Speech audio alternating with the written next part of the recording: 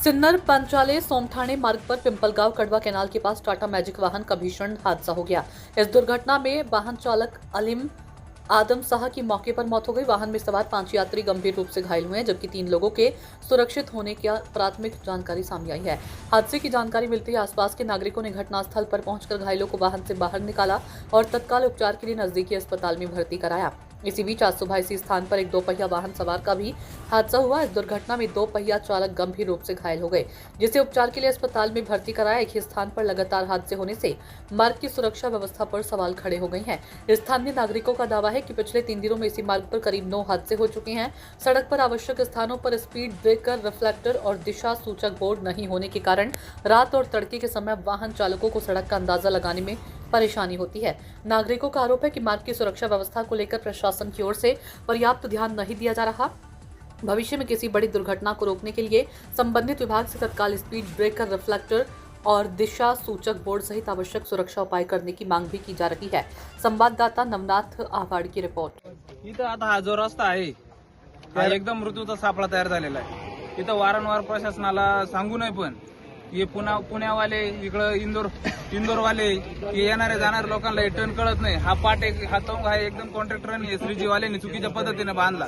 याची वारंवार माहिती आपण कोकाटे साहेबांना दिलेली आहे, खासदार साहेबांना दिलेली आहे, उदय भाऊंना पण दिलेली आहे। त्यांना व्हॉट्सअपला पण व्हिडिओ पाठवले सगळे। इथं दोन दिवस लय होते ऍक्सिडेंट होतो। आज सकाळी 6 वाजता ऍक्सिडेंट झाला। इकडे 10-12 लोक होते, त्याच्यामध्ये एकाचा जागेवरती मृत्यू झाला। इथं कुठल्याही प्रकारचं बाजूनी कोणत्याही प्रकारची सेफ्टी नाही। इथं बॅनर वगैरे काय लावलेले नाही। इथं पाणी शेजारी, इथं कॅनल आहे। आता एक इथं सकाळी 6 वाजता झालाय, इथं शेजारी लगेच खेटून लगेच आता 2 तासामध्ये परत दुसरा ऍक्सिडेंट झालाय।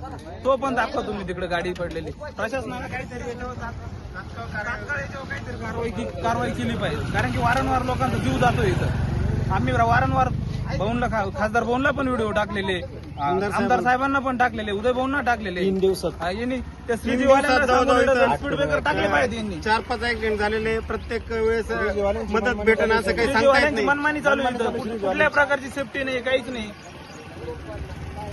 सोमठाणा पंचाळे हायवे इथे वारंवार ऍक्सिडेंट होत आहे।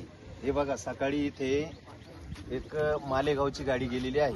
त्या गाडीमध्ये साधारणतः 9 जण होते। 9 मध्ये एक ड्रायव्हर एक्सपायर झालेला आहे, 4 जण जखमी आहे आणि 4 जण व्यवस्थित आहे। त्यांना सुखरूप बाहेर काढून आम्ही दवाखान्यात पाठवलेला आहे। पण आमचं शासनाला असं म्हणणं आहे, हा रस्ता झाला पण याला कुठं रिफ्लेक्टर नाही, स्पीड ब्रेकर नाही आणि याची कुणी दक्षता बी घेत नाही। इथे आतापर्यंत कमीत कमी 10 ते 12 ऍक्सिडेंट झालेले आहे। तर आमचं शासनाला एवढंच म्हणणं आहे, काहीतरी याची दखल घ्यायला पाहिजे। आणि आम्ही कंपनीवाल्यांना बोललो वारंवार, इथे पांचाळ्यामध्ये शर्मा साहेब म्हणून त्यांना वारंवार बोलतोय, ते सुद्धा मनात मनाव घेऊन नाही राहिले। तर जर असं चाललं तर काही याचं हे नाही ना हो।